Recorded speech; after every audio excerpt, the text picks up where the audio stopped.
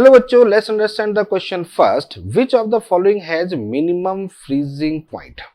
देखिए, minimum freezing point हमको calculate करना है।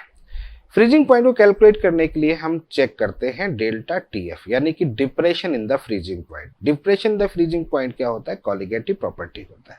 और कॉलिगेटिव प्रॉपर्टी किस पर डिपेंड करता है? नंबर ऑफ पार्टिकल पर डिपेंड करता है। नंबर ऑफ पार्टिकल, और नंबर ऑफ पार्टिकल को डिफाइन किससे करते हैं? आई से डिफाइन करते हैं। क्लियर है? यानी आई जिसका ज्यादा होगा, डेल्टा टीएफ ज्यादा होगा। अब डेल्टा टीएफ क्या होता है? डेल्टा टीएफ होता है T not minus T solution. T not क्या होता है? टी नॉट होता है freezing point of water, freezing point of the solvent. ये तो हमारा फिक्स होता है, कितना होता है? 0 डिग्री सेंटीग्रेड होता है। ठीक है। और ये दोनों, यानी कि ये डिफरेंस किसके इक्वल होता है? डायरेक्टली प्रोपोर्शनल होता है आई के।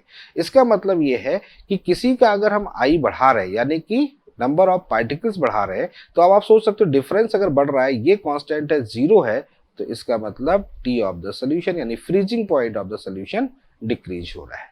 अब समझ में आ गया? ये पॉइंट आपको दिमाग में रखना है। तो अब हमें क्या देखना है? मिनिमम देखना है। तो इसका मतलब हमें ये अगर मिनिमम देखना है तो आई का मान मैक्सिमम देखना पड़ेगा। तो यहां पर हम आयंस की बात करते हैं तो K2Cr2O7 में देखें तो हमारे पास में कितने आयंस मिलेंगे? 3 ions. 2K plus plus Cr2O7 minus 2, 3 ions होगा। NH4Cl में कितने आयंस मिलेंगे? 2 आयंस मिलेंगे। यहाँ पर भी कितने मिलेंगे? 2 आयंस मिलेंगे। और यहाँ पर हमें मिलेंगे 3 प्लस 2 5 आयंस। तो नंबर ऑफ आयंस जिसमें सबसे ज्यादा होगा उसका मिनिमम फ्रीजिंग पॉइंट होगा। और यही हमसे क्वेश्चन में पूछा गया है। तो कौन सा ऑप्शन करेक्ट होगा? फोर्थ ऑप्शन हमारा करेक्ट है। तो I hope you understand the very well. Okay, thank you, best of luck.